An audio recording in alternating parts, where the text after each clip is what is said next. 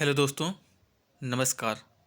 स्वागत है आपके अपने यूट्यूब चैनल संजय टेक्निकल @21 में।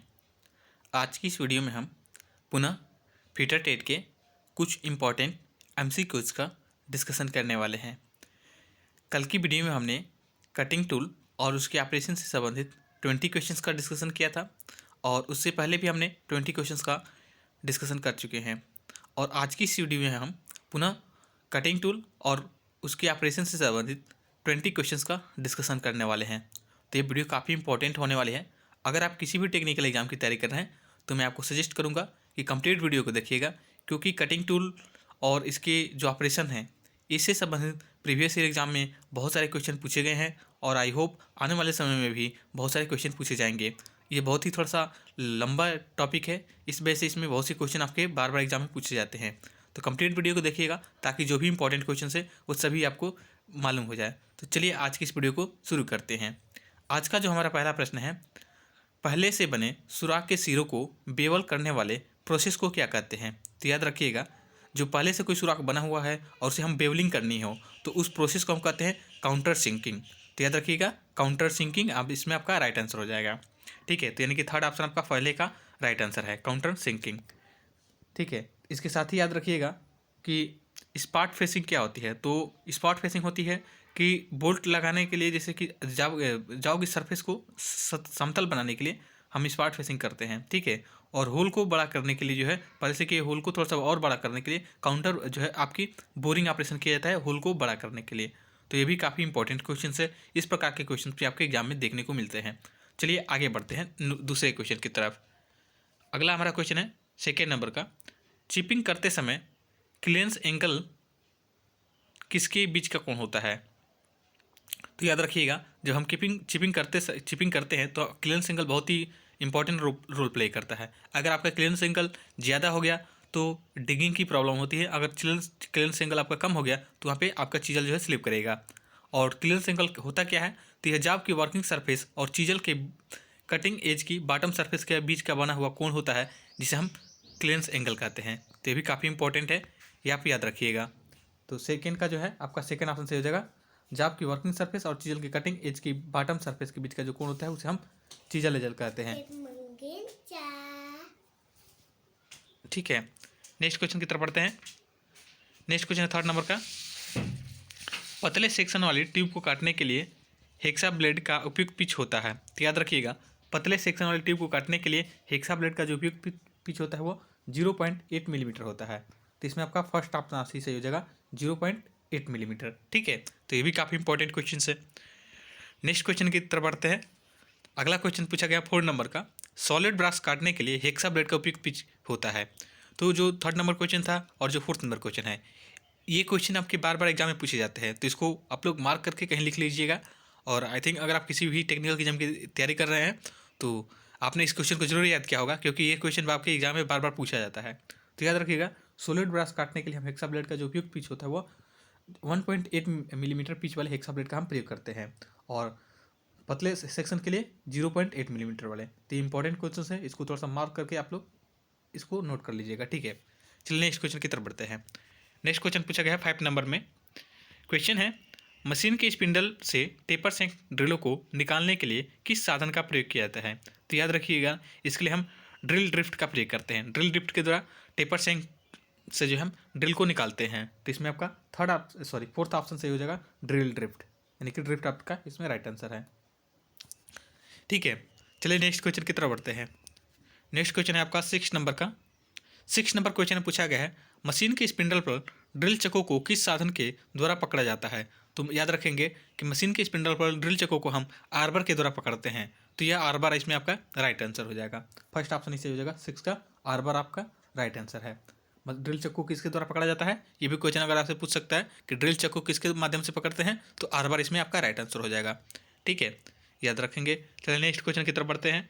नेक्स्ट क्वेश्चन है आपका 7 नंबर का, डाई के द्वारा 2 मिलीमीटर पिच वाली M16 थ्रेड काटने के लिए राउंड बार का ब्लैंक साइज होना चाहिए। ठीक है, तो याद रखिएगा, राउंड बार के द्वारा हम डाई के द्वारा 2 मिलीमीटर पिच वाली M16, एम का यहाँ पे मतलब है मीट्रिक थ्रेड 60 अगर मिलीमीटर के क्या करनी हो, थ्रेड काटनी हो, तो इसके लिए उपयुक्त पिच कितनी होनी चाहिए, तो याद रखिएगा जो है 15.8 मिलीमीटर आपका इसमें राइट आंसर हो जाएगा। ठीक है, तो ब्लैंक साइज इसका कितना हो जाएगा 15.8 मिलीमीटर। सेकेंड ऑप्शन आपका सही हो जाएगा 15.8 मिलीमीटर। ठीक है, का ब्लैंक साइज होना चाहिए।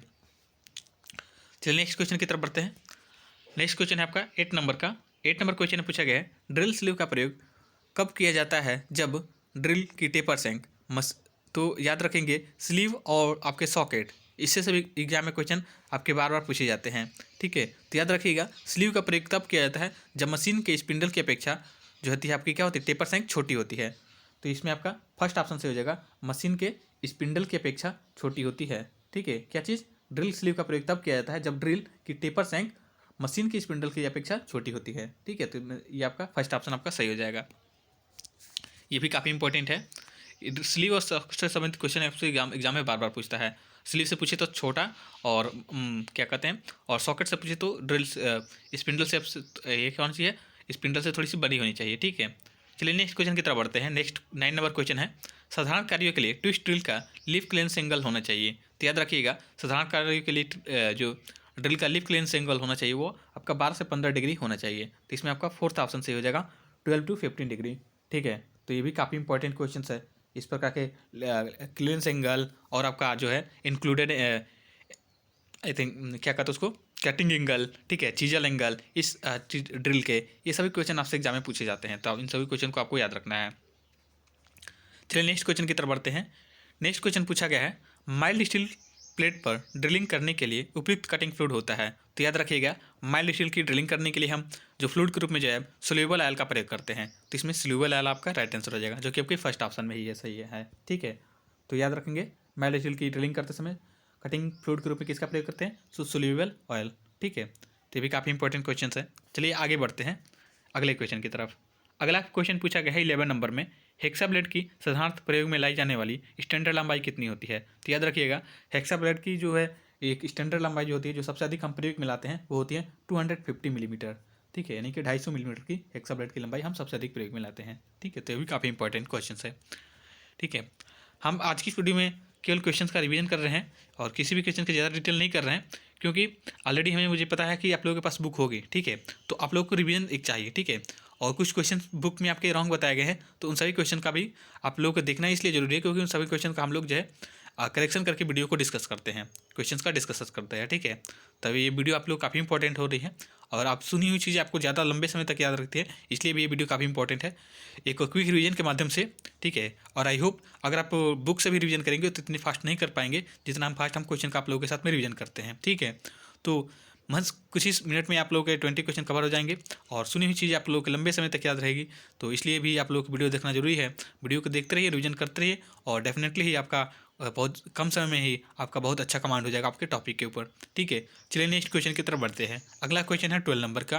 12 नंबर क्वेश्चन पूछा गया है एक संपूर्ण चक्कर में ड्रिल जॉब के अंदर जितनी दूरी तक आगे बढ़ जाता है उसे क्या कहते हैं। तो उसे उसकी फीड कहते हैं। ठीक है, क्या कहते हैं, फीड कहते हैं। तो 12 नंबर का आपका जो है थर्ड ऑप्शन सही हो जाएगा, फीड इसमें आपका राइट आंसर है। ठीक है, तो ये भी काफ़ी इंपॉर्टेंट क्वेश्चन है। चलिए नेक्स्ट क्वेश्चन की तरफ बढ़ते हैं। नेक्स्ट क्वेश्चन 30 नंबर पूछा गया है निम्नलिखित में से किसका प्रयोग 12 मिलीमीटर से कम व्यास वाले ड्रिल को पकड़ने के लिए किया जाता है। तो 12 मिलीमीटर से कम के लिए क्या करेंगे, तो इसके लिए हम ड्रिल चक का प्रयोग करते हैं। तो ड्रिल चक इसमें क्या हो जाएगा, आपका राइट आंसर हो जाएगा। ठीक है, और छोटे व्यास वाले के लिए स्लीव का प्रयोग करते हैं, बड़े व्यास वाले के लिए हम क्या करते हैं, सॉकेट का प्रयोग करते हैं, और 12 मिलीमीटर से भी कम हो तो वहाँ पर हम ड्रिल चक का प्रयोग करते हैं। ठीक है, तो ये भी काफ़ी इंपॉर्टेंट है, ड्रिल चक इसमें आपका राइट आंसर हो जाएगा।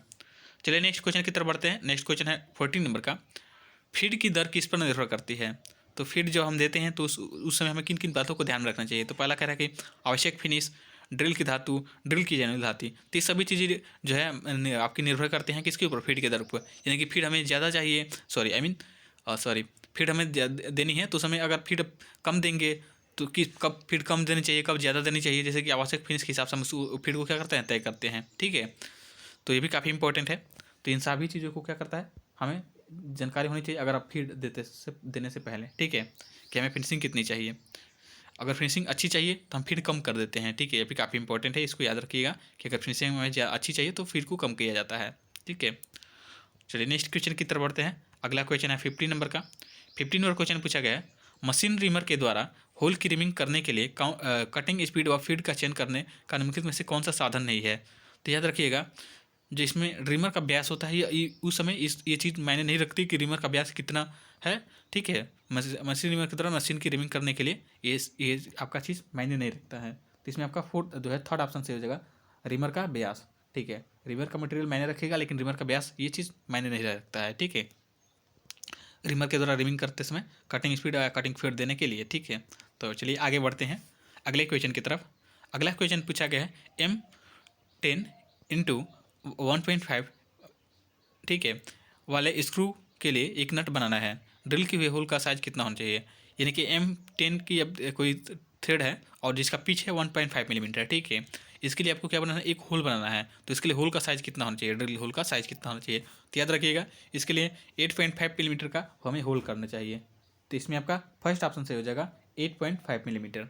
ठीक है, चलिए अब आगे बढ़ते हैं अगले क्वेश्चन की तरफ। अगला क्वेश्चन है 17 नंबर का।